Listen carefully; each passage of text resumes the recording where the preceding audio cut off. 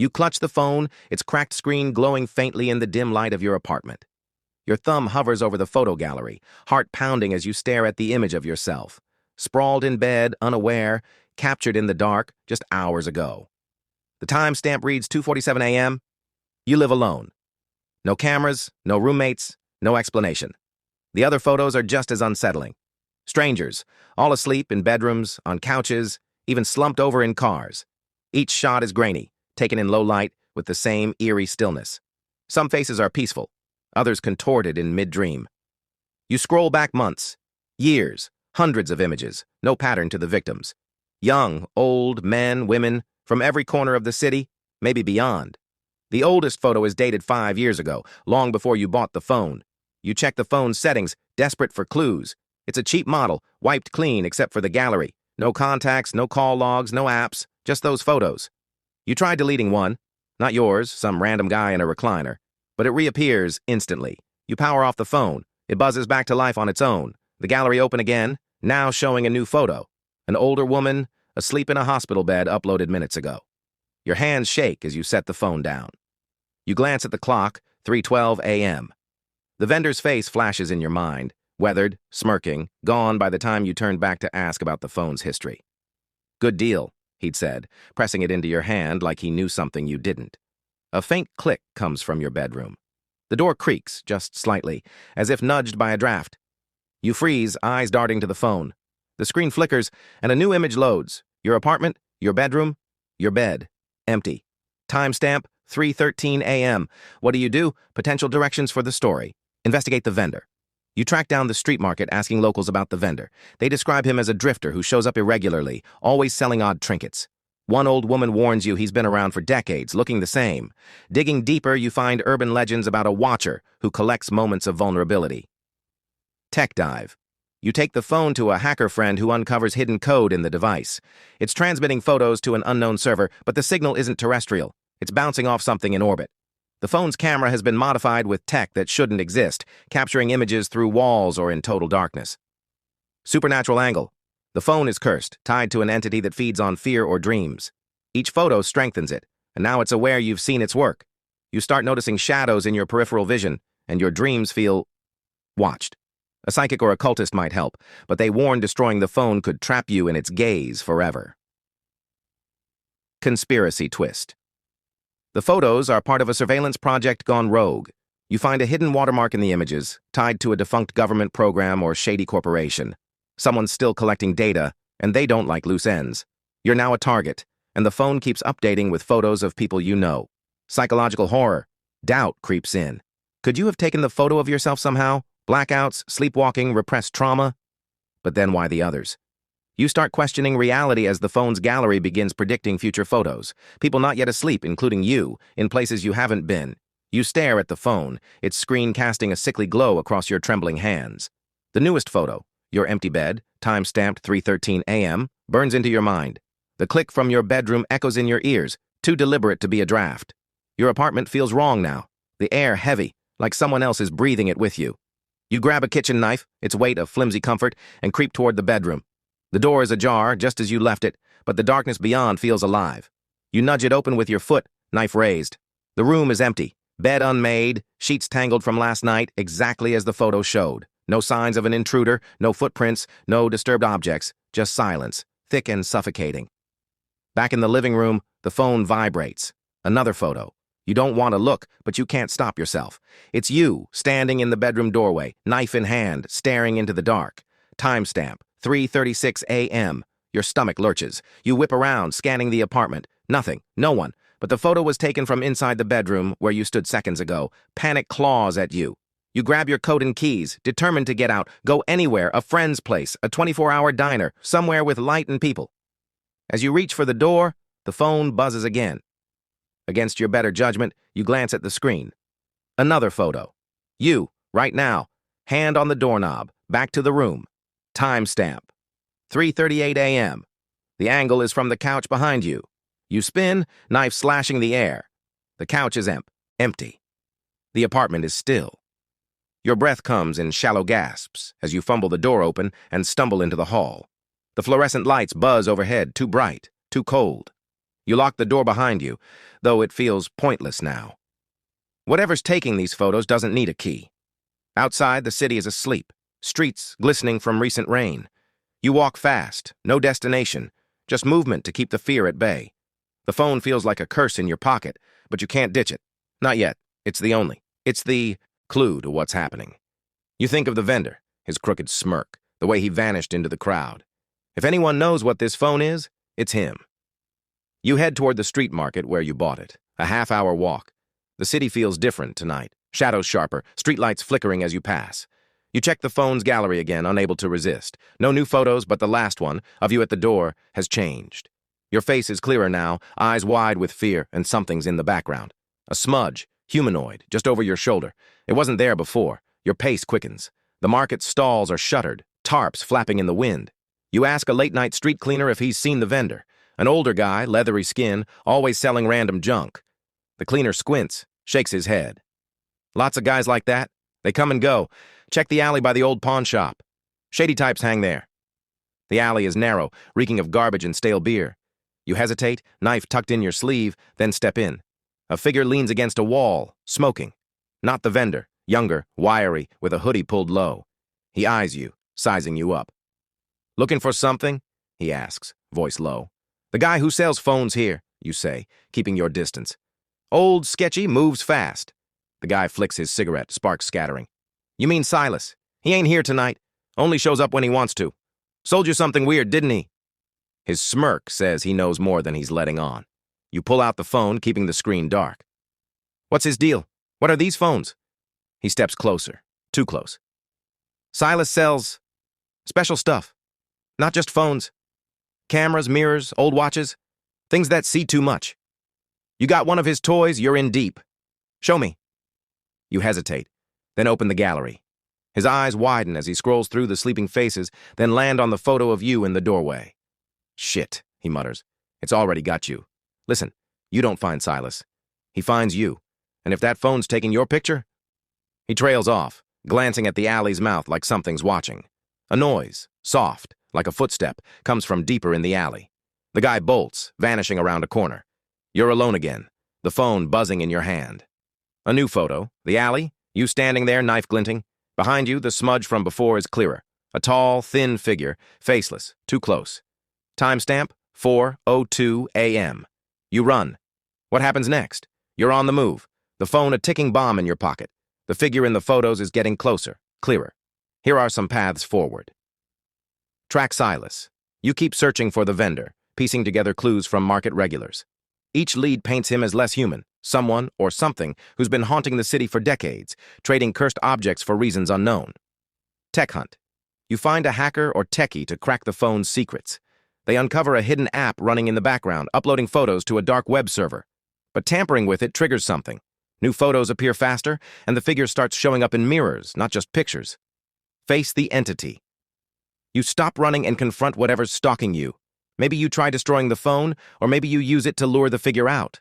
Either way, you learn it's tied to the phone's lens, a predator that hunts through captured images. Desperate allies. You turn to the hoodie guy or other shady market types for help. They know Silas's game, but have their own price. Maybe a favor, maybe something darker. They warn you the phone's photos aren't just pictures, they're tethers to something hungry. Unraveling mind. The stress frays your grip on reality. You start seeing the figure in reflections, hearing whispers from the phone. Are the photos real, or are you losing it? A new image shows you asleep. Tomorrow night. Your shoes slap against wet pavement as you sprint from the alley, the phone burning a hole in your pocket. The city's a blur, neon signs bleeding into the night, distant sirens wailing like a warning. The image of the faceless figure, tall and smudged, lingers in your mind, its shape too distinct now, too close. You don't dare check the phone again, but its weight pulls at you, demanding attention. Every step feels like you're running from something that's already ahead of you. You weave through empty streets, aiming for the only place you can think of, your friend Lena's apartment. She's a night owl, a freelance coder who's pulled apart enough sketchy tech to maybe make sense of this phone. Her building's a rundown walk-up in a part of town where the streetlights flicker like they're on their last breath. You buzz her apartment, praying she's awake. After a tense moment, her voice crackles through the intercom. "Who the hell's this at 4 a.m.? "It's me," You gasp, voice raw. Lena, I need help. Something's wrong with my phone. A pause. You sound like shit. Come up. The door buzzes open. Lena's place is a mess of cables, monitors, and half-empty energy drink cans. She's in a hoodie, hair tied back, already squinting at you like she knows you're in over your head. Spill, she says, flopping onto a chair. You hand her the phone, words tumbling out. The vendor, the photos, the figure, the impossible shot of you in your apartment. Her eyebrows climb higher with each detail, but she doesn't interrupt.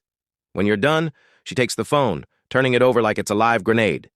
This thing's ancient, she mutters, plugging it into her laptop. Let's see what's running under the hood. Her fingers fly over the keyboard, screens flashing with code you don't understand. You pace, glancing at the apartment's lone window, half expecting that smudged figure to be staring back from the street. Minutes drag. Lena frowns. Okay, this is weird. No apps, no OS updates, no nothing. But there's a hidden partition, encrypted, military grade. It's pinging a server every time a new photo uploads. She hesitates, eyes flicking to you. The signal's not local. It's bouncing off something, not on any network I recognize, like it's going up. Up? You ask, dread pooling in your gut. Like satellite level up? Or weirder? She taps a few more keys, then freezes. Shit, it's active. Something's downloading. The phone vibrates, screen lighting up. A new photo. Lena's apartment, you pacing in the foreground, her hunched over the laptop. Behind you in the corner by the window, the figure. Taller now, limbs unnaturally long, its face a void. Timestamp, 4:19 a.m. Lena curses, yanking the cable from the phone. What the fuck is that? She zooms in on the image, hands shaking. The figure's edges are blurry, like it's not fully there, but its presence feels heavy. Oppressive. You both stare at the screen, then at the corner by the window. Nothing's there. Yet. We need to ditch this thing, you say, voice tight. Smash it. Burn it. Something. Lena shakes her head. Not yet. If it's uploading, there's a source. We can trace it, maybe figure out who or what is behind this. She hesitates, glancing at you. But messing with it might piss off whatever's watching. Your call. Before you can answer, the phone vibrates again. Another photo. The street outside Lena's building, taken from above. You're visible through the window standing next to her. The figure is there too, on the sidewalk, head tilted up toward you. Timestamp, 4:22 a.m. You rush to the window, heart hammering, and peer down. The street's empty, just wet asphalt reflecting streetlights. But the phone buzzes again. You don't want to look, but Lena grabs it first. Her face pales. It's inside. The new photo shows her apartment hallway just outside her door. The figure's there, closer, its void face almost touching the lens. Timestamp, 4:23 a.m. A soft thump echoes from the hall like something heavy shifting against the door. Lena grabs a baseball bat from under her couch. You tighten your grip on the kitchen knife, backing toward the wall. The phone buzzes again, relentless. Another photo loads the inside of the apartment, you and Lena standing there, weapons raised. The figure's behind you now, inches away, its blurry form towering in the frame. Timestamp, 4:24 a.m. You spin, slashing at empty air. Nothing's there. The room feels smaller, the air thick with something you can't name. Lena's breathing hard, eyes darting between the phone and the door. We can't stay here, she whispers. It's here. What happens next? The figure's closing in, the phone a beacon for whatever it is. You've got options, none good. Run again, grab Lena and bolt, maybe to a public place where eyes might keep the figure at bay, but the phone's still with you, and it's not stopping. New photos keep coming, tracking your every move. Trace the signal. Lena pushes to hack deeper, risking more downloads or worse to find the server's source. It could lead to Silas, a conspiracy, or something not human. But staying put feels like inviting the figure closer. Destroy the phone. Smash it, burn it, drown it, anything to break the connection. But the figure's already in the room, maybe tied to you now, not just the device. Destroying it could free you, or trap you with it forever. Confront the figure. You bait it, using the phone to lure it out. Maybe you take a photo of yourself, forcing it to show itself. Lena could rig something to trap it, but you're gambling with something you don't understand. Find Silas. The vendor's your only lead. Lena knows a guy who runs a black market tech ring. He might know where Silas hides. But going deeper into that world means dealing with people who'd sell you out for less than the phone's worth. The thump from the hallway grows louder. A deliberate knock now, each one syncing with the frantic beat of your heart. Lena grips the baseball bat, her knuckles white, while you clutch the knife, its blade catching the dim light. The phone vibrates again, relentless. But you don't look. Not yet. The air in Lena's apartment is suffocating, the walls seeming to pulse with the weight of something wrong. The figure's here, or it's about to be, and every instinct screams to run. But you know it's too late for that. The phone's tethered you to it, and it's not letting go. Lena, you whisper, voice barely audible. Can you trace it? Now? She nods, jaw tight, and dives back to her laptop, fingers flying despite the tremor in her hands. I'm trying, but this signal, it's not normal. It's like it's looping through something that doesn't exist. She glances at the phone, still buzzing on the table. Another photo's loaded, but neither of you checks it. You don't need to. The knocking's louder, rhythmic, almost mocking. You make a split-second choice. Running's useless, and smashing the phone feels like a trap. We're finding Silas, you say, voice steadier than you feel. He started this. He knows what this thing is. Lena hesitates, then yanks a USB drive from her laptop. I've got a partial trace. It's pinging a dead-end lot across town, old warehouse district. If Silas is anywhere, it's there. She grabs her jacket, bat still in hand. But we move now. You snatch the phone, its screen flashing with a new photo you refuse to look at, and follow Lena out the back stairwell. The hallway's empty, but the air feels charged like static before a storm. The figure doesn't appear, but you sense it. Watching, waiting. You hit the street, the city still dark, dawn hours away. Lena's car is a beat-up sedan, and you pile in, the phone buzzing in your pocket like a heartbeat. The warehouse district is a maze of crumbling buildings, rusted fences, and broken streetlights. Lena's trace leads to a squat, windowless structure tagged with faded graffiti. The phone's buzzing non-stop now, each vibration a warning. You check it, unable to resist. The latest photo. The warehouse's interior, dark and cavernous, with you and Lena standing at its entrance. The figure's there at the edge of the frame, its void face turned toward you. Timestamp, 5:03 a.m. You're not even inside yet. Lena curses under her breath. It's predicting us, or making it happen. She grips the bat, eyes scanning the shadows. You sure about this? No, you admit, knife trembling in your hand. But Silas is our only shot. The warehouse door creaks open under your push, revealing a vast empty space. The air smells of rust and something sour, like decay. Dim light spills from a single bulb dangling above, swaying slightly. In the center of the room stands a figure, not the smudged horror from the photos, but a man. Silas. His weathered face and crooked smirk are unmistakable, though his eyes seem too bright, too sharp, in the gloom. Expected you sooner, he says, voice gravelly, like he's smoked a lifetime's worth of cigarettes. He's holding something, a cracked mirror, reflecting nothing but darkness. You kept my little gift. What is it? You demand, stepping forward, knife raised. Lena flanks you, bat ready. Why is it taking pictures? What's the thing in them? Silas chuckles, a sound that crawls under your skin. Not a thing, a collector. Loves the quiet moments when you're all defenseless. He taps the mirror, and the phone in your pocket burns hot, vibrating so hard it nearly slips from your grip. This phone's just a lens. It sees for her, feeds her. Her?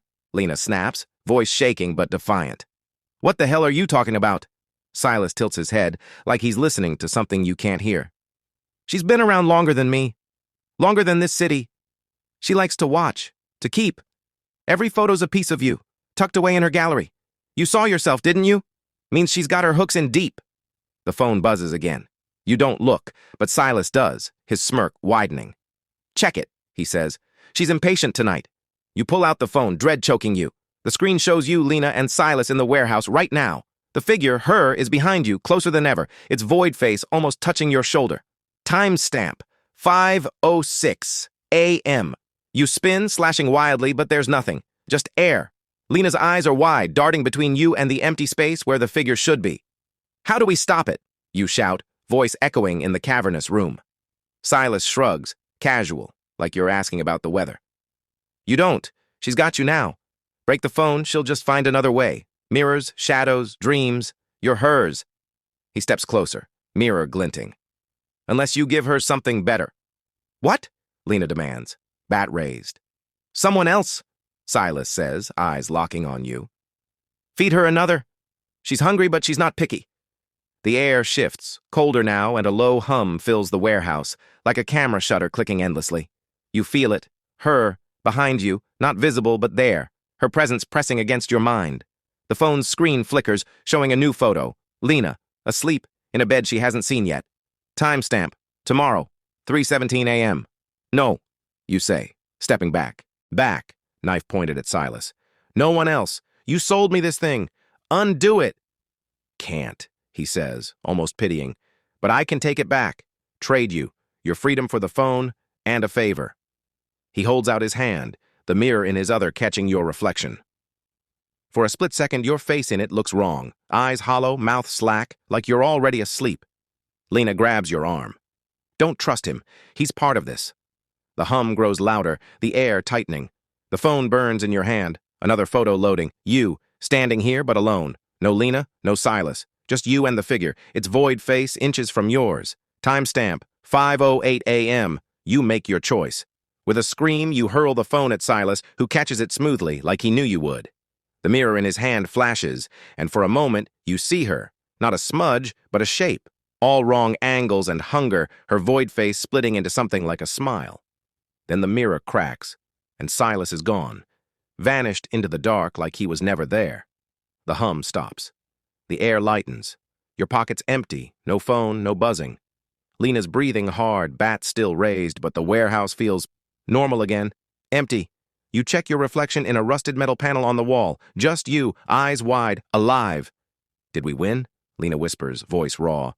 You don't answer. You're not sure. The phone's gone, Silas too, but you feel it. A lingering weight, like eyes on your back. As you and Lena stumble out into the gray dawn, you can't shake the thought, what was the favor Silas wanted? And what did you give her when you threw that phone? Epilogue weeks pass. No new photos, no figures in the shadows. Lena moves, changes her number, doesn't sleep much. You check mirrors obsessively, but they show nothing strange. The market's quieter now. No sign of Silas or his trinkets. You tell yourself it's over. Then, one night, you wake up at 3:17 a.m., heart racing. Your new phone, a different one, sits on the nightstand. Its camera light blinks once, then goes dark. You don't check the gallery? You don't need to. Somewhere she's still watching.